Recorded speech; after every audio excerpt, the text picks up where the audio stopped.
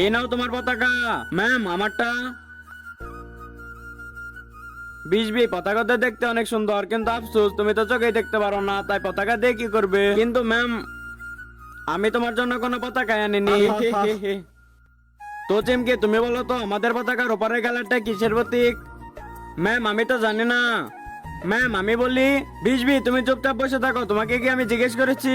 তো রাজু আর বিশু তোমরা বলো তো। মানে ম্যাডাম অরেঞ্জ কালারটা কালারের কথা জিজ্ঞেস করিনি, এটার মানে বলো। জানি না ম্যাম। কি তাহলে তোমরা কেন এই পতাকাটা ধরে রেখেছো যেটার মানে জানো না?